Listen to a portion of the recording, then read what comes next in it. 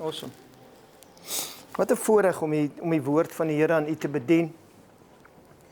Weens wat jy uit die boodskap uit gaan kry, hang van jou af. Daar's nie regtig iets wat ek as mens vir u kan gee nie. Ons afhanklikheid is van die Heilige Gees en dit wat hy sê en dit wat hy doen. So deur die woord sal die Gees van die Here met jou praat as jou ore oop is om te hoor wat hy sê. Baie keer vind ek, ons kom in 'n boodskap in met preconceived idees van hoe ons dink dinge werk. En al wat ek u vra, ek probeer nie ooreed om dinge my manier te sien nie. Ek wil hê net luister na die woord van God. Dis die hoogste gesag. Daar's nie 'n ander gesag nie. Is wat sê die woord van dit wat ek sê? En kan ek dit wat ek sê opbek met wat die woord sê? Want dit is belangrik. Ek dink veral in die tye waarin ons is en waarin ons ingaan, is dat jy die woord kan onderskei, reg kan onderskei. En wat die woord vir jou sê. En hoe om dit toe te pas in ons lewens. Ek en Tash praat juis die ander dag oor hoekom het Jesus gekom? As ek moet vra in hierdie kerk vandag of in hierdie gebou, hoekom het Jesus gekom, dan dink ek sal ons verskillende antwoorde kry. En daar's skrifte wat vir jou sê, hy het gekom om die werke van die vyand te verwoes. Daar's vele skrifte wat sê hoekom hy gekom het. Maar vir my, as ek teruggaan na wat het in die tuin gebeur, wat in die tuin van Eden gebeur, wat het ons verloor? Dis vir my die belangrikste vraag. Want ek weet nie van u nie, en miskien het ek al vir u genoem, in my lewe, die rede hoekom ek Jesus aangeneem het as verlosser en saligmaker, was eers, my lewe was in 'n krisis. Ek weet nie eens of ons getroud was. Was ons getroud? Ja, ons was, nee. Of ons het net in sonde saamgebly. Waarheen was dit? Ek kan jou nie... Anyway. Ons het saamgebly. Maar die realiteit is, my lewe was in chaos. Al ek het nie gedink het was nie. Ek het nie geweet hoe nodig ek hom het nie. Totdat ek my hart aan hom oorgegee het. Maar baie van dit het te doen gehad vir my om eendag hemel toe te gaan. Dis was belangrik. Ek wil nie die hemel mis nie. Ek dink nie iemand wil nie, want die teenoorgestelde is nou nie so lekker nie, nee. Niemand wil die teenoorgestelde toe gaan nie. So, vir my was dit om eendag in die hemel op te land. Maar wat ek besef het is, toe begin daar 'n dringendheid in my kom om hierdie Jesus te ken, waarvan ek nou praat, wat ek nou aangeneem het en wat nou my verlosser is. En ek het al die regte terme. Hy is my saligmaker en hy is die vredevors en hy is my herder maar om hom experientially te ervaar as dit is 'n ander storie, dis 'n heeltemal 'n ander ding. En ek het daai proses 'n bietjie moeilik gevat. Dit was vir my moeilik om aan te pas. Want daar was 'n klomp godsdienstige goed gesê en reëls en regulasies gesê wat ek moet hou, hoe ek moet wees. In die kerk wat ek groot geword het, as ek vandag met die jean pants voor jou gestaan het, dan het hulle nie na my geluister nie, want God hou nie van jeans nie, apparently. Ek weet nie. En so die labels en die dinge waarmee my gehanteer het, was anders, maar die vraag bly vandag vir my en vir jou, en ek wil hê jy met die vraag wat ek vra vir jouself antwoord. En nie my kind, dit sal my kind goed doen nie. Vergeet jou kind, laat jou kind wees, en wees jy net jy, en wees jy net eerlik met die Gees van die Here vandag. Want dit kan jou lewe verander. Dit regtig, die woord van God is lewend en kragtig, en hy sny tussen siel en gees en wys wat's in ons hart. Is belangrik dat ons bereid is om dat die woord van God dit doen. So vir my was, hoekom het Jesus gekom? Wat was die rede? Sekerlik kon dit tog nie gewees het om te sien, God het 'n fout gemaak deur die mens te maak nie. Die mens het gesondig en God moes die mens straf toe. Stuur hom uit hierdie tuin uit en toe laat hy hom buite woon en toe sê hy al hierdie dinge en as jy nie dit doen nie gaan dit gebeur en as jy nie dit doen nie gaan dit gebeur. Ek hou nie regtig meer van julle nie. Ek is spyt ek het julle gemaak, maar ek voel jammer vir julle, so ek sal my seun Jesus stuur om vir julle te sterwe, dat as julle hom aanneem, kan jy weer eendag hemel toe gaan. En dis hoe dit vir my gepreek was, vir lang tyd. Maar was dit hoekom hy gekom het? Was dit vir God se plan? Toe Adam en Eva saam met God gewandel het, sê die Bybel vir my, hulle was nie skaam nie. Hulle was nie bewus van self nie. Daar was 'n eenheid met God. Jy was net een met hom. Daar was nie skeiding nie. Daar was geen skeiding tussen hulle en God nie. Die skeiding het gekom toe die vyand hulle kon oorreed en vir hulle sê, as jy dit doen, gaan jy soos God wees. Jy was klaar soos hy. Die plan van die vyand verander nie, is nog steeds dieselfde. Is om net in twyfel te trek wat die woord van God van jou en van my sê. En dan te sien hoe ons reageer.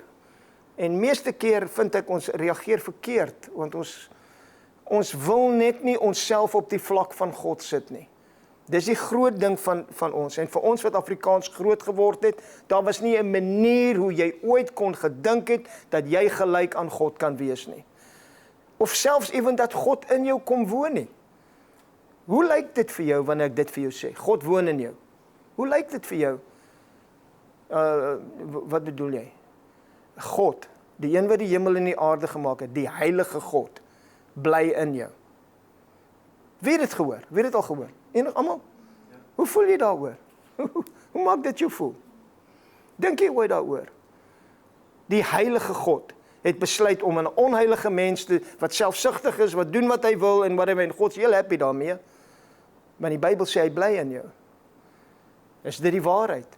Sê die Bybel dat ek is saam met Christus gekruisig en ek lewe nie meer nie. Maar Christus lewe nou in my. En die lewe wat ek nou in die vlees lewe ek in die geloof in die Seun van God wat my lief gehad het en homself vir my oorgegee het. Die Bybel sê dit, né? Al die ou dinge het verbygegaan. As enigiemand in Christus is hy 'n nuwe, is hy 'n verbetering op die oue? Is hy 'n nuwe skepping? Hy is iets wat nog nooit voorheen bestaan het nie. Dis nie 'n verbetering nie. God het nie gekom om jou te verbeter nie. Hy het gekom, hierdie gaan hard klink, kras klink, hy het gekom om jou dood te maak. Om jou saam met hom te kruisig. Want daai gedeelte, daai self-ek, daai ego-ek was nie deel van sy plan nie. Dit was Adam en Eva wat die sonde gedoen het, bewus geword het van self. En wat is die eerste ding wat hulle doen? Hulle probeer hulle self beklee, hulle probeer hulle self bedek. Hulle trek weg van God af. God het nie weggetrek van hulle af nie. Het hy geweet hulle het gesondig? Ja, hy weet alles. Nog steeds kom hy agter hulle aan en hy sê, ek soek verhouding met jou. Ek wil verhouding met jou hê, maar hulle trek weg. En hy vra vir die vraag, waar is julle? Wat soek julle hier? Ons is naak. Wie het vir julle gesê, julle is naak? Wie het vir jou gesê? Want die self-ek, die ego-ek, die eie ek het bewus geword van self. En van daai oomblik af het ons hierdie probleem met die selflewe. En vir my persoonlik is God se plan was om my te versoen en my terug te kry in eenheid met hom. Waar ek terug is in die tuin van Eden. Al hoe hy dit kon doen, dis deur Jesus Christus sy seun te stuur in my plek om. Wat sê die Bybel wat was God besig om te doen toe Jesus gekruisig was? Die Bybel sê God was in Jesus besig om die wêreld met homself te versoen.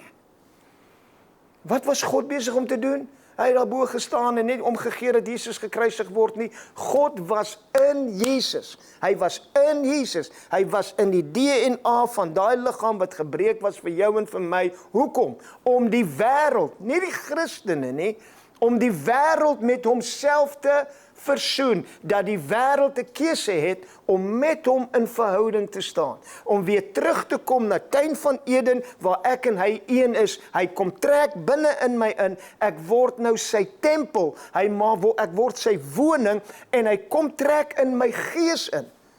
Vriend, as ek en jy onsself nog steeds sien as 'n identifikasie met self, en my werk, en my en waar ek vandaan kom, en hoe ek groot geword het, en wat ek besit, en wat ek nie het nie, is ons nog steeds vasgevang in die vorm van godsdienst, en die vorm van wat die wêreld vir ons sê ons is.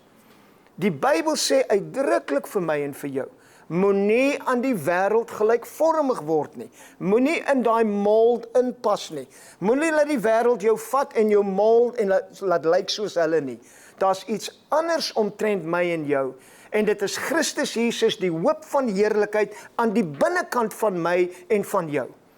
Maar as ek en jy nie bewus is van hom nie, en wat hy probeer doen het, en wat hy reeds gedoen het nie, gaan ons die woord lees en ons gaan altyd voel, ons val kort, en ons gaan altyd voel, ek moet bietjie beter wees. As ek net 'n bietjie beter, as ek net 'n bietjie meer, jy sal dit nooit bereik nie. Wanneer is jou heiligheid goed genoeg vir hom? Laat ek vir jou sê wanneer, nooit. Daar's nie 'n manier nie.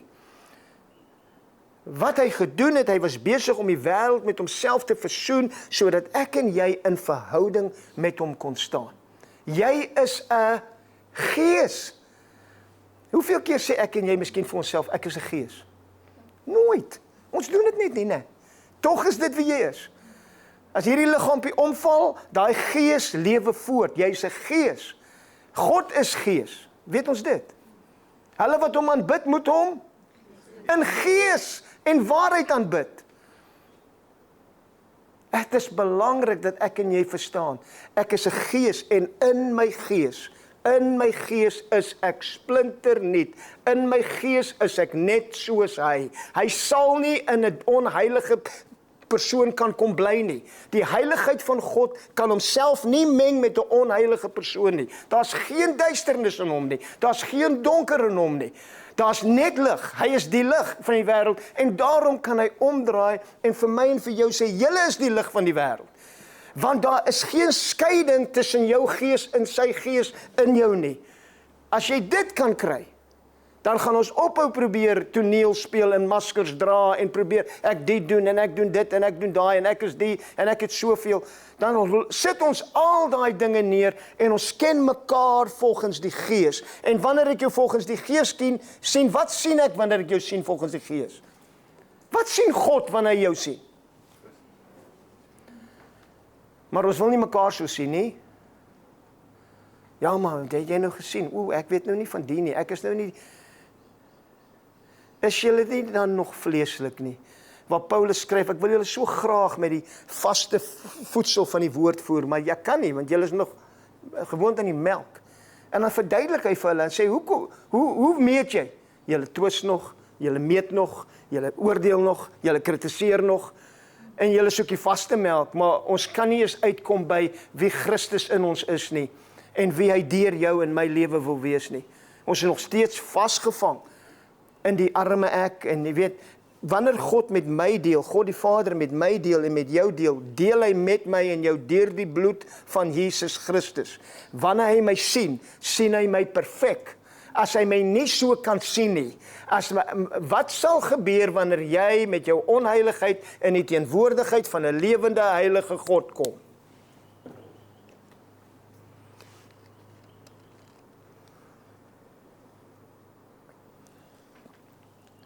Hy hou nie van my nie, soos sy heerlikheid gaan my uitblus.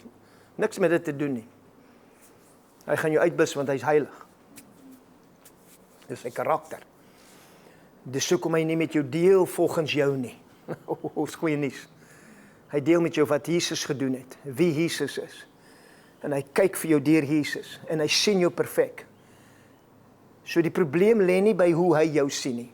Die probleem lê by hoe jy jou sien. En dis die verandering wat ons maak. Dit is die boodskapies elke oggend, dieselfde ou ding.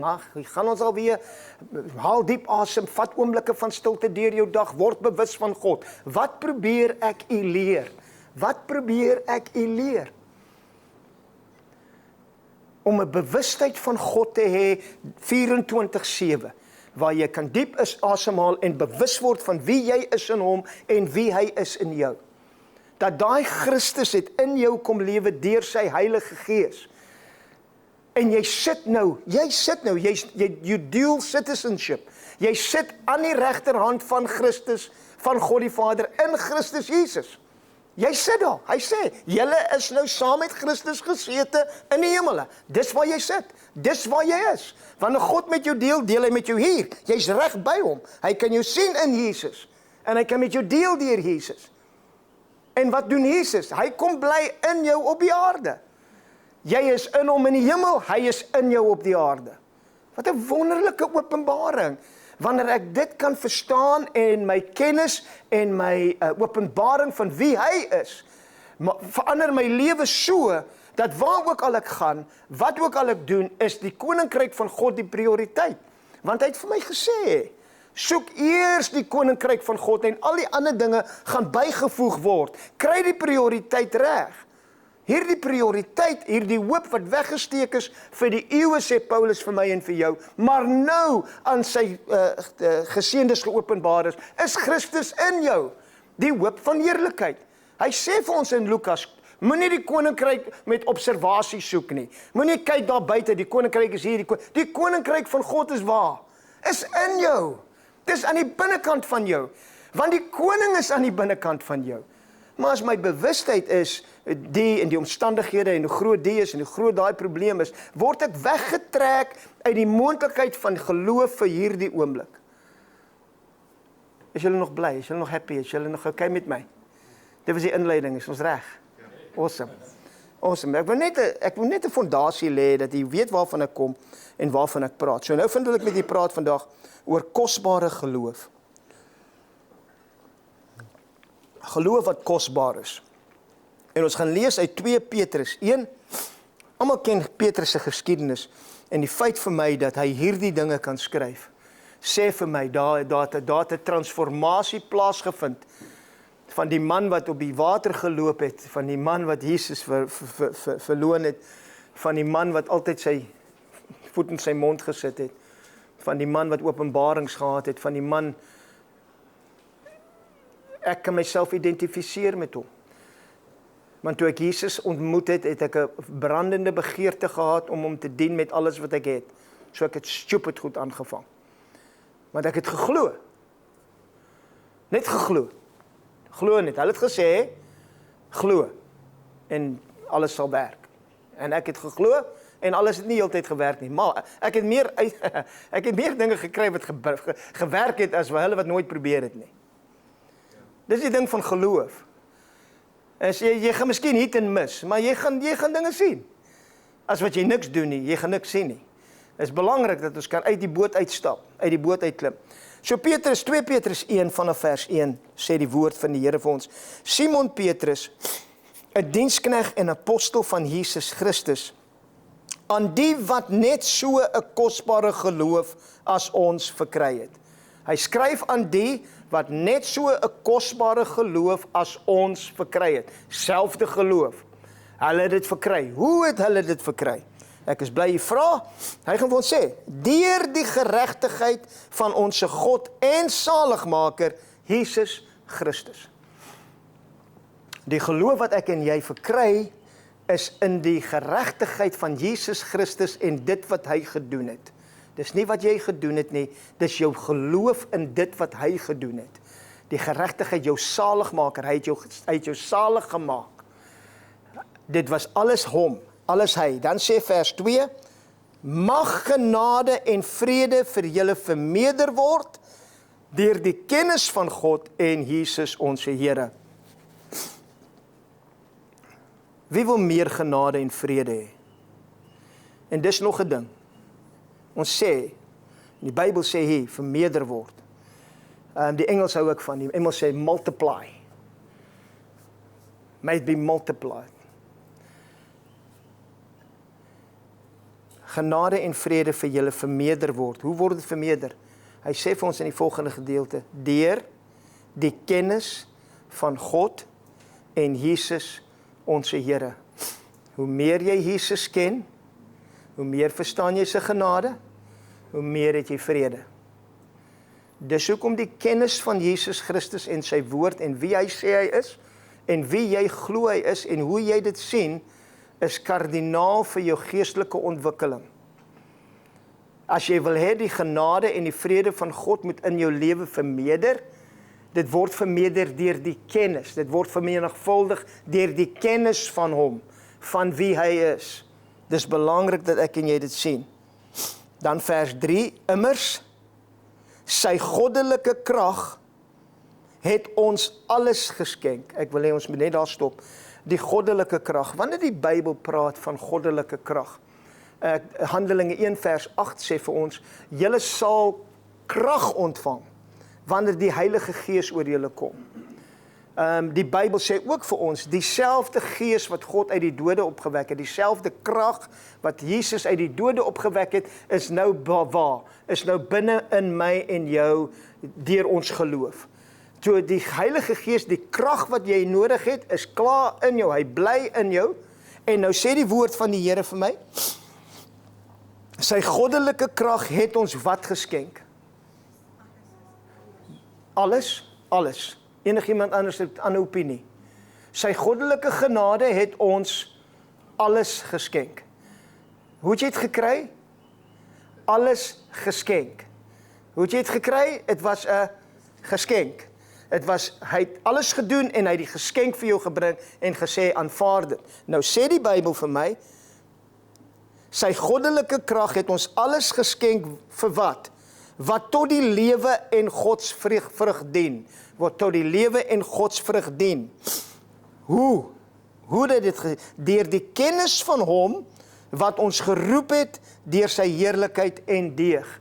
Deur die kennis, weer eens, die kennis van hierdie saligmaker.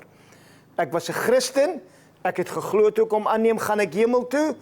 Het ek 'n persoonlike verhouding met hom gehad, waar ek met dag tot dag met hom loop, waar ek inry by McDonald's en ek wag vir my koffie en daar's 3 karre voor en ek kyk na my tyd en is 20 oor en ek weet ek is klaar 5 minute laat en ek begin klaar sê, hoekom is dit so lank, hoekom vat hulle so lank, of vat ek die tyd in daai oomblik om stil te word, bewus te word van hom en te sê, Here, baie dankie vir die voorreg wat ek het om in hierdie kar te kan sit. Ek seën die mense voor my, ek seën hulle dag, die tannetjie wat my koffie maak, wat onderdruk is, want 2 van haar werkgewers het nie opgedaag nie, en sy is die enigste een, ek dank jy, die seën haar, ek dank jy dat wanneer ek by haar kom, is ek die vriendelikste customer wat sy ooit sal sien, want ek is besig om hierdie Christus se kennis wat ek van hom ken, want hoe was hy? Hoe gaan ek weet om te wees as ek nie weet hoe hy was nie? Hoe het hy die prostituie hanteer? Hoe het hy die vrou wat in die middel van egbreek gevang is hanteer? Hoe het hy die melaatses hanteer? Hoe het hy die vrou wat geen reg gehad het op sy koninkryk nie, hoe het hy hanteer toe sy gesê het, ek is net 'n hond, maar gee my net 'n krummel? Hoe het hy hanteer? Want hy is my en jou enigste voorbeeld. 'n ander mens is nie my voorbeeld nie. My voorbeeld, my uitnodiging is Jesus Christus. Hy is die leidsman, hy is die hoeksteen, hy is alles. En ek wil nie sê ek ken hom nie. Ek wil nie sê, die Bybel sê vir my en vir jou. Is daar nie van julle wat in daai dag vir my gaan sê, ek het in jou naam duiwels uitgedryf, ek het in tale gepraat, ek het geprofeteer, ek het my hande op die sieke gelê, en ek gaan omdraai en ek gaan vir jou sê, ek ken jou nie. Ek ken jou nie. Jesus se plan, God se plan, was om homself in te kry, terug te kry in jou, waar jy op 'n daaglikse manier saam met hom wandel. So vir baie keer klink dit vir ons in ons kop, hy sê 10 minute of 10 keer 'n dag stil word en bewus word van God. Wat 'n verskil gaan dit maak? Dit gaan al die verskil maak. Die bewustheid van wie in jou is.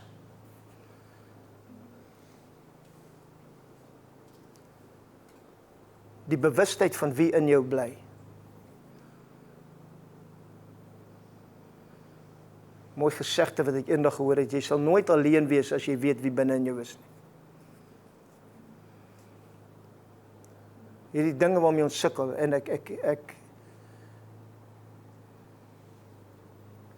ek weet, mense sukkel. Angs, depressie, vrees. Nommer 1 ding is, weet jy wie in jou woon?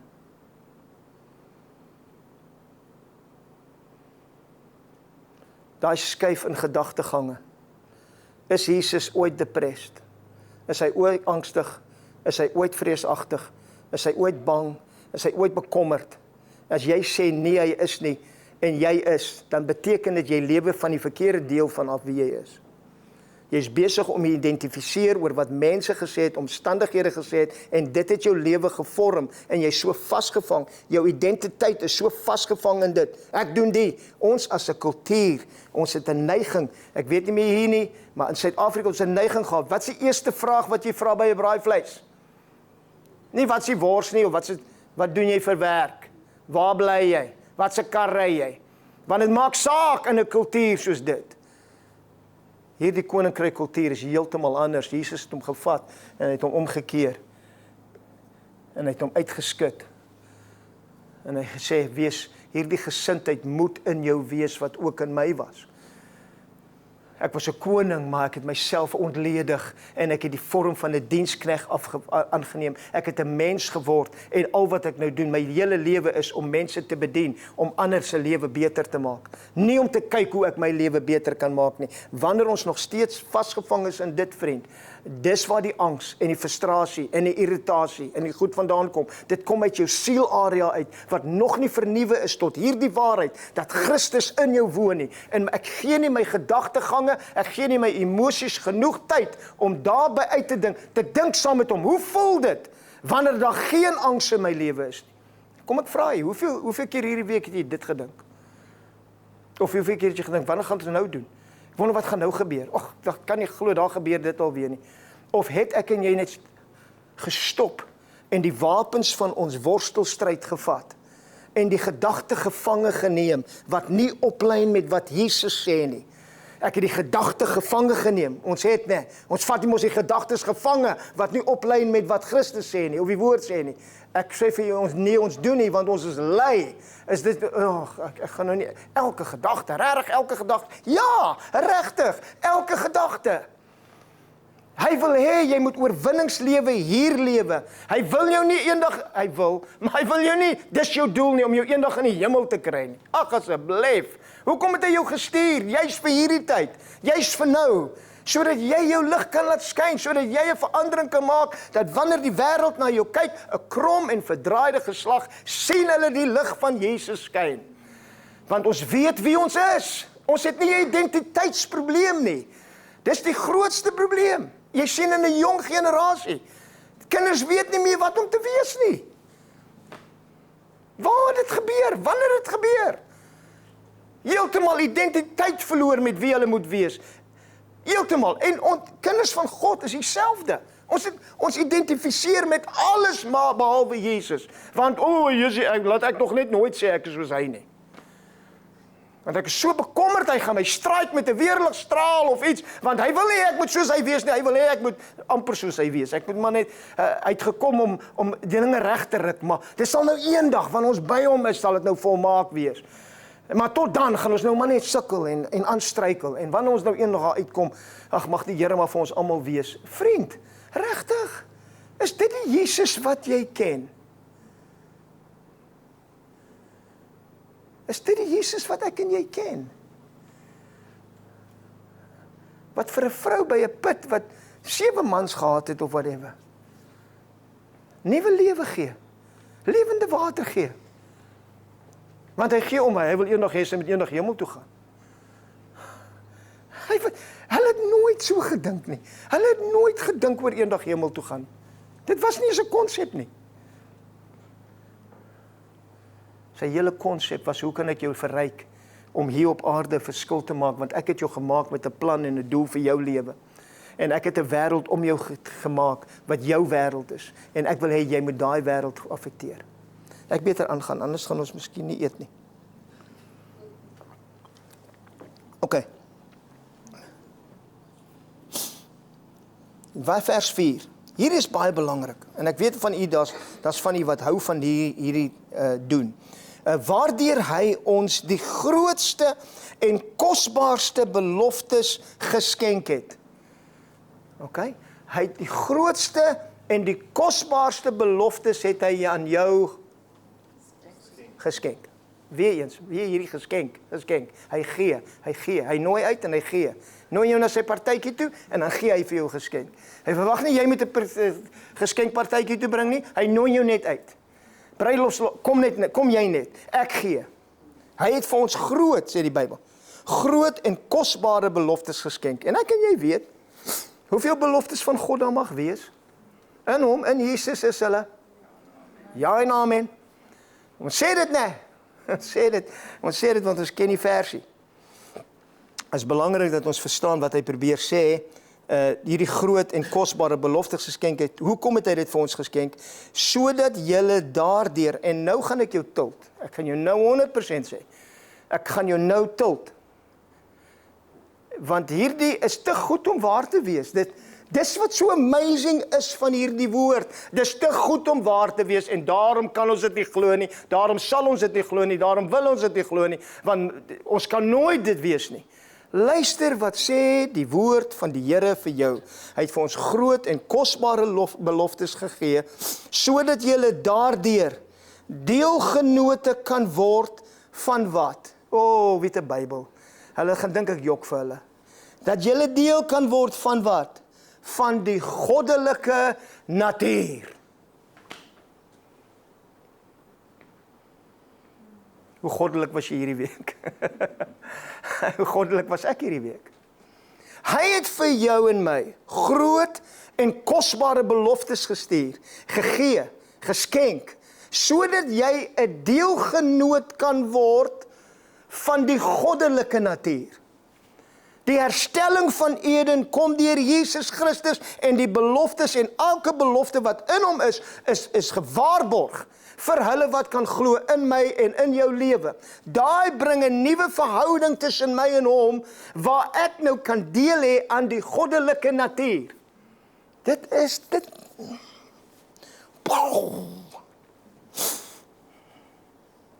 Nadat julle die verdorwenheid ontvlug het, wat deur die begeerlikheid in die wêreld is. En dis die probleem wat ons het. Ons wil die goeie vat, maar ons wil nie die toepassing vat nie. Ons wil nie die aanwending vat nie. Soos ek sal nou vir jou sê, die Here sal jou lewe verander as jy deur die dag 10 keer 'n dag stil word, diep asemhaal, bewus word van hom, net vir hom dankie sê vir wat ook al in jou lewe aangaan. Ja, ek sal probeer, 3 keer, 4 keer, 5 keer, whatever. Ja, het werk nie regtig vir my nie, dit is nou nie vir my nie. En ons wend nie aan dit wat hy vir my en vir jou sê nie. Hy sê ons het groot, kosbare beloftes gekry, dat ek 'n deelgenoot kan word van sy goddelike natuur, nadat ek dinge afgelê het, en jy's hieroor. Ek hou van die einde van die vers, en ek wil vir jou sê wat sê hy, en as ek moet vra, hy sê vir ons hierso, hy sê, sal julle nooit struikel nie. Dis vers 10. Wie wil nooit struikel nie? Is daar enigiemand? Nooit. Nie baie keer nie. Is daar enigiemand wat nooit wil struikel nie? Wel, hy gaan nou vir jou die formule gee. Hy gaan nou vir jou die resep gee. Hy sal nie vir jou sê dat jy nooit sal struikel nie, as jy nie nooit kan struikel nie. Dan lieg hy. Dan lieg hierdie woord. As hierdie woord sê, daar's 'n manier om nooit te struikel nie, dan beteken dit, daar's 'n manier om nooit te struikel nie. En nou gaan hy vir ons sê, kom ons luister, ons het gehoor van die groot beloftes, ons het gehoor van hierdie nuwe natuur waarvan ek gepraat het, en nou vers, waar is ek? 6, 5. En juist daarom ook, moet julle met aanwending van alle ywer, jy moet aanwend met ywer, dit gaan jou iets kos, dit gaan jou tyd vat, dit gaan iets kos, moet jy aanwend. By julle geloof voeg die deugde in die beloftes, deugde in daai belofte te ken, daai belofte oor jou familie te spreek, oor en oor. En by die deug die kennis van wat daai belofte beteken vir jou en vir my. Dit is nie slapdash nie, ek het affirmations, 400 affirmations, maar niks verander nie. Jy kan 400 affirmations elke dag sê, vriend, totdat dit iets gebeur en daar ooreenstemming is met jou gees en jou siel, gaan daar niks gebeur nie. Jy het net 'n klomp goed wat jy sê. Dis belangrik dat daar eenheid is. 'n dubbelsinnige mens kan niks van God ontvang nie. Hy kan nie, dis onmoontlik. Ek en jy moet die belofte van God kry. Ons moet hom vashou, ons moet met deug na hom kyk, ons moet 'n ywer na hom kyk, ons moet 'n ywer met hom spreek, sê die woord. En dan sê hy, en juis ook moet julle met aanwending van alle ywer by julle geloof voeg die deug, en by die deug die kennis, en by die kennis die selfbeheersing, en by die selfbeheersing die lydsaamheid, en by die lydsaamheid die godsvrug. Wie moet dit aanwend, al hierdie goed? Wie moet dit aanwend, al hierdie goed? Jy moet!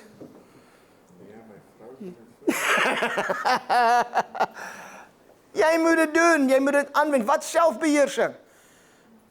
Jy moet in selfbeheer kan wees oor die beloftes van God. Jy kan nie twyfel nie en heen en weer getrek word nie, wanneer jy jouself wil inkom en sê, wel, dit gaan nie werk nie, ek het nou vir 3 minute geglo en nog niks het verander nie. Dis nie leidsaamheid, dit lei saam, dit lei lank.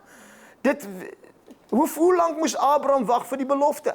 25 jaar en die Bybel sê op die einde, sê die Bybel, hy het nie verswak in die geloof nie, maar was versterk in die geloof.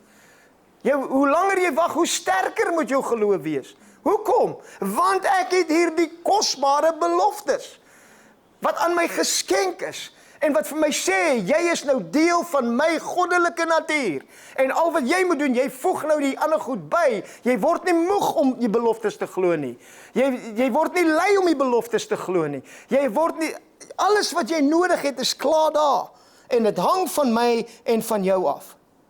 En by die godsvrug, die broederliefde, en by die broederliefde, die naaste liefde. Daai broederliefde, naaste liefde, werk outomaties as jy vashou aan die beloftes van God. Want jy soek die koninkryk van God eers, en alles vloei uit dit. Alle verhoudings vloei uit jou verhouding met Jesus. Is belangrik dat jy dit besef. My verhouding met my vrou vloei uit, ek hou nie daarvan nie. Laat ek jou nou sê, want daar's 'n eie ek, wat nog sê, wat my wil hê, en wanneer ek met hom praat, en ek vra myself, altyd vra jouself die vraag, watter deel van my is nou geïrriteerd? Vra jouself, en dan sê jy, Jesus, is dit jy wat geïrriteerd is? Hoor wat sê hy? Ek gaan jou sê wat hy gaan sê, want ek ken hom, wat gaan hy sê? Ja, nee, dis ek is regtig geïrriteerd met haar, ek kan sien hoekom jy geïrriteerd is, ek dink ons moet, ek dink gee die stilte treatment. Dis wat sy verdien. Maar ons dink, ons regverdig onsself deur hoe ons optree. En ons sê ons is disippels van Jesus. Ons is kinders van hom. Ek sal met haar praat nie. Totdat sy apologize. Totdat hy apologize. Hy sal nou leer. Regtig, vriend, is dit wat ons soek. Dit is, ek weet dit is uitdagend, ek weet dit wat ek sê is nie maklik nie, dis hoekom dit sê, dit vat jou ywer, dit vat deeg, dit vat applikasie, dit vat aanwending, om hierdie goed 'n toepassing te maak in jou lewe, waar jy op 'n daaglikse basis, as jy wakker word jou oë, wat 'n voorreg vandag, om weer soos Jesus te probeer lyk, in alles wat ek doen, en alles wat ek sê. Ons gebruik dit, en ek praat 'n bietjie lank, maar julle is okay, né? Ons gebruik dit ons vas voedsel, né? Wanneer laas het jy kritisie gevas? Ek weier om enigiets te kritiseer vandag. Hoe sal jy gaan, dink jy? Miskien sal 3 minute vas. Dis die realiteit waarmee ons deel op 'n daaglikse basis. Die wêreld gaan jou omkrap. Die mense gaan dinge sê wat hulle nie moet sê nie. Jou kinders, jou familie, jou man, jou vrou, iemand gaan iets sê wat jou gaan omkrap. En jy gaan 'n geleentheid hê om soos Jesus te wees. En jy gaan 'n geleentheid hê om weer so te lewe en hierdie lewe te lewe. Die oorwinningslewe, die ding wat hy vir jou sê, kosbare belofte, sodat jy kan lewe. Ek het gekom dat jy lewe en die lewe in oorvloed kan hê. Dis my plan. Ek wil hê, jy moet hierdie lewe so geniet, dat jou man kan nie, hy het nie die kapasiteit om jou om te krap nie. Kan jy dink dit? Wanneer jy so lewe, jy het nie die kapasiteit, die mense by die werk, byvoorbeeld, ek sal hulle gaan nie, hulle is Engels spreek en so, hulle gaan nie verstaan wat ek sê. Ek sal skinder oor hulle nou. Hulle kom, en dan sê hulle vir my, you too nice, you do this, en dan val hulle my aan. Dan my respons is, I know you're trying to upset me, but you don't have the capacity. Hulle like that word. I'll show you, don't you worry, I'll get you. It's like, even if you want to get me, you just do whatever you need to do, but it will not upset me. I'm just not up for rejection. I'm just not up for fear. I'm just not up. I am not up for it. As jy wil wees, dis jou keuse absoluut. Ons het elkeen maak ons keuses.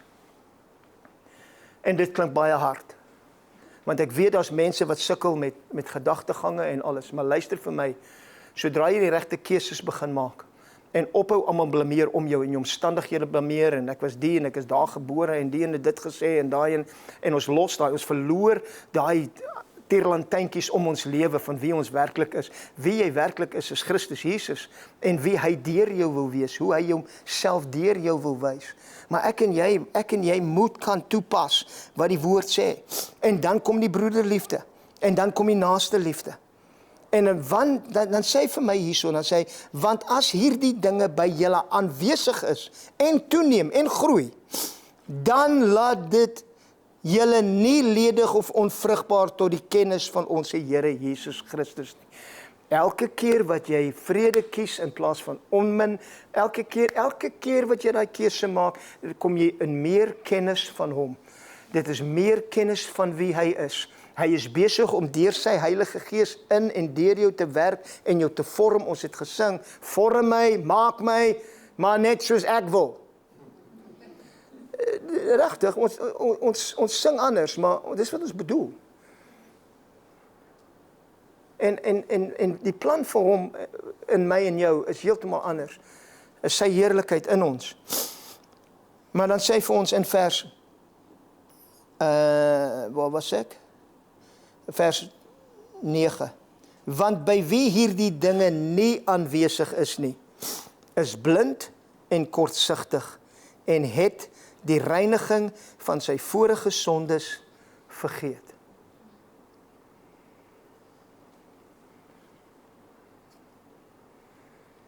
Ek het 'n ander boodskap gehad wat ek vandag met u oor praat. En dit was die bloed van Jesus se krag om jou gewete te was.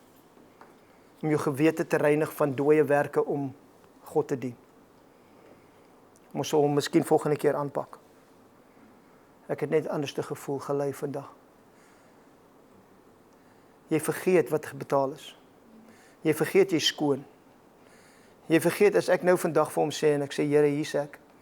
Ek buig my knie voor U, ek vra U, kom was my van alle ongeregtigheid. Kom was my sonde. Is ek asof ek nog nooit gesondig het nie. My volgende sonde is my eerste sonde. As jy nie die toepas nie, en jy ken nie die beloftes van God nie, en jy wend nie die goed aan in jou lewe nie, en jy begin nie soos Jesus lewe nie, gaan jy vergeet waarvan jy vergewe is. En daai vergewensheid wat jy het, gaan jou vasbind aan jou verlede. En al wat die vyand moet doen is, ek moet jou terugtrek in jou verlede en jou herinner aan wat met jou gebeur het, en hoekom jy die reg het om nog steeds upset te wees oor dit. En baie mense gaan vir jou sê, wanneer jy met hulle praat oor, maar jy weet nie wat hulle aan my gedoen het nie. En is hulle reg absoluut? Is dit jou verskoning om daar te bly? Of wil jy vry wees in hierdie Jesus Christus, wat gekom het, in God het hy die wêreld met homself versoen, sodat jy en jy weer in eenheid met hom kan woon, waar ek en jy weer kan sê, ek is deel van die goddelike natuur, daar's 'n natuur in my wat absoluut goddelik is, en ek kies om uit daai natuur te lewe. Die ander natuur moet verbygaan, die ander natuur moet sterf. Jesus sê vir my en vir jou, jy moet jouself verloon. Dis die self, dis die ander natuur, dis die self. Jy moet jouself verloon, jou kruis opneem en agter my aanloop. Jy moet. Dis nie optional nie. Dis nie, wel ek gaan bietjie van my, bietjie van hom nie. Daar is nie bietjie van jou nie. Dis alles hy of niks hy nie. En dit kom in daai kennis van hom ken, saam met hom te wandel, en hy is kosbaar, hy is sag, hy is liefdevol, hy gaan jou help. Hy gaan jou help. Die grootste probleem wat jy gaan hê, is wanneer mense jou probeer verander. Want hulle sien dinge en hulle dink, is dit nie tyd dat jy die skuwe wegsit nie? Is nie tyd dat jy, hoe lank is jy nou 'n kind van jy rook nog en jy doen nog die, praat regtig, is dit hoe 'n kind van die Here praat? En dan dink ons doen die Here 'n groot guns om mense so aan te vat en te kritiseer. Ek help maar net die Here, ek help maar net die koninkryk, asseblief vriend. Asseblief. Jesus weet hoe met daai persoon te deel. Jou beste ding wat jy kan doen is om jou hand om hulle lyf te sit en sê, kom ons stap saam broer. Hoe lank sukkel jy? Wat kan ek vir jou bid? Hoe kan ek vir jou bid? Wat kan ons vir jou doen? Hoe kan ons jou help? Want ons ken mekaar nie meer volgens die vlees nie. Ons ken mekaar volgens die gees. En ons gees is ons amper splinternuut. Vriend, as ek na jou kan kyk en ek kan nie Jesus sien nie, en ek kan nie sien wie hy is in jou nie, dan kyk ek met die verkeerde oë. En dan kyk jy met die verkeerde oë. Ons moet werklik waar weer kyk volgens die lens van Jesus en hoe hy die mense hanteer het. En ek en jy moet terugkom na die kosbare geloof, die beloftes van God wat aan my en jou gegee is, wat aan ons geskenk is, sodat ons deelgenote kan word van sy goddelike natuur.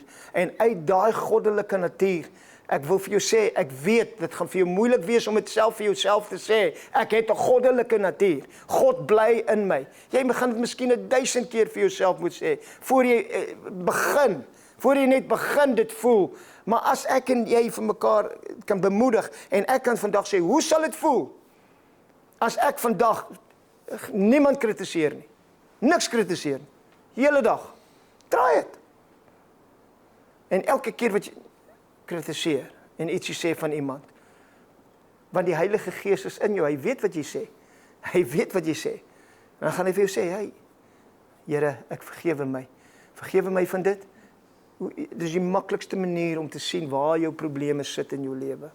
Met kritisie met mense, kritisie met wat ook al dit is, met oordeel, met onvergewensgesindheid, met irritasie, met vrees, met angs. Ek verstaan dat daai dinge gebeur altyd wanneer die vyand 'n voethou in jou lewe kry deur trauma of deur hartseer of deur pyn en whatever, en die vyand is dis hoekom hy 'n vyand is. Hy latch aan, hy soek nie verskoning om jou te harass oor jou verlede of jou toekoms of jou huidige situasie nie. Al wat hy soek is ooreenstemming. Hy soek 'n gedagtegang vir wie hy kan lieg en daai gedagtegang glo hom. En wanneer daai gedagtegang glo en genoeg glo, dan word dit 'n vesting. Die Bybel praat van die vestings in ons gedagtegange. Ons wapens is nie vleeslik nie, maar kragtig in God om vestings neer te werp. 'n vesting is maar net 'n gedagtegang, 'n negatiewe gedagte wat jy oor en oor gedink het, en jy het dit soveel gedink dat jy dit glo dis waar, en nou dink jy dis wie jy is.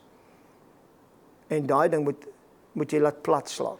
Hy moet plat geslaan word. Die voete moet onder hom uitgetrek word, en jy moet begin anders te praat en anders te sê oor daai situasie in jou lewe, sodat jy kan groei, die vrede en die genade van God kan vermeerder oor jou lewe, want jy het 'n kennis van wat Jesus vir jou gedoen het, en hoe hy jou teruggekry het in Eden, waar ek en jy nou weer saam met God kan wandel, sonder enige skaamte, sonder enige gebrek, sonder enige, ja maar ek die of ek daai, waar daar niks is van jou nie, en hy kom net om met jou te ontmoet. As 'n lieflike ou koortjie wat ons gesing het, toe ek groot geword het, I came to the garden alone,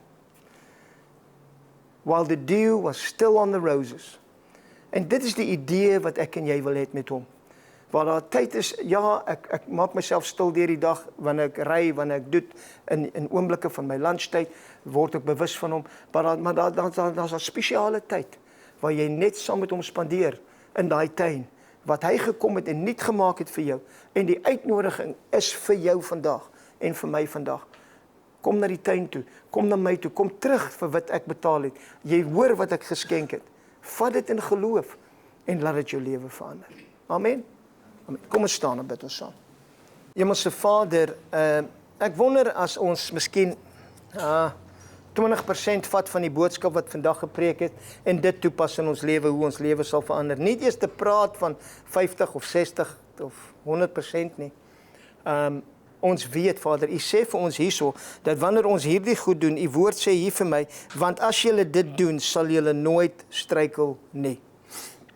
Hy gee vir ons 'n formule, hy gee vir ons 'n resep, maar al daai formules en resepte en geestelike wette, vind hulle funksie in Jesus Christus, en dit wat U Seun vir ons gedoen het, en hoe hy ons losgekoop het van sonde, hoe hy vir ons ewige lewe gegee het, maar ook hoe hy ons versoen het met U, waar ons nou saam met U kan wandel, en ons 'n kennis van U kan dra, sodat wanneer ons by eendag uitkom, En ons het vervul alles wat U wil hê ons moet doen op hierdie aarde, met ons mans, vrouens, kinders, families, vriende, werkskollegas, en ons het U lig laat skyn en ons kom by U Vader, kan U werklik waar ons omhels en sê, ek was nie fisies daar by jou nie, maar ek was elke dag saam met jou, ek het gesien die besluite wat jy neem, ek het gesien hoe jy wandel, ek het gesien hoe jy geweet het wat ek gedoen het, en dat jy die plan verstaan het, waar ek teruggekom het en myself versoen het met jou, sodat ek en jy saam kan wandel. Vader, dis die begeerte van ons hart vandag, en ek wil bid vir elke persoon wat verstaan, ek staan voor U, en ek wil net sê, vergewe my. Vergewe my, was my, daar waar Vader, ek oefen die daagliks, en ek weet hoe ver val ek kort. Vir die wat vandag sê, wel, ek gaan nou eers begin. Ek wil bid vir versterking, ek wil bid vir hulle wat besluit en sê, hierdie is my lewe, hierdie boodskap, dis my lewe, dis wat ek soek, dis wat ek kort.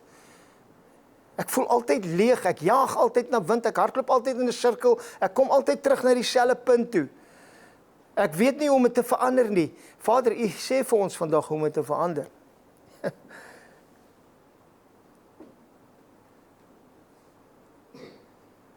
Ek wil vandag bid, Heilige Gees, dat U elke persoon sal help, wat 'n kwaliteit besluit neem vandag en sê, ek wil wees soos Jesus. Om te wees soos Jesus. Ek verlang om te wees soos hy. Rein, heilig, ons verlang dit, dis klaar in ons, kan ons bewus word daarvan. Kan ons die eie ek neerlê vandag, Vader, en ons aandag en ons oë op Jesus lê. U sê vir ons, looking unto Jesus, the author and the perfecter of your faith. Dis die enigste een na wie ons moet kyk. Dis die enigste, ons word verander in dieselfde beeld as na hom, na wie ons kyk. En dit is ons hoop. Dit is die hoop van heerlikheid vir die wêreld, sê U, is Christus Jesus in ons. En ons wat 'n bewustheid het, dat hy in ons is en deur ons wil werk en 'n verskil maak, waar ons werklik kan sê, U wil geskied op hierdie aarde, soos dit is in die hemel, en doen dit deur my. Dat waar ook al daai hel is op hierdie aarde, laat ek hemel bring, deur my attitude, deur my werke, deur die manier hoe ek die man mense hanteer. Vader, laat ons werklik kan sê, dat mense na ons kyk, en ons goeie werke sien, en ons Vader wat in die hemel is, sal verheerlik. Mag U naam in en deur ons verheerlik word, in die wonderlike naam van Jesus. Amen. Amen.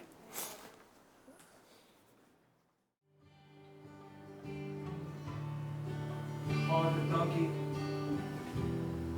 vir hierdie wonderlike mense. Wat U seën oor hulle toe.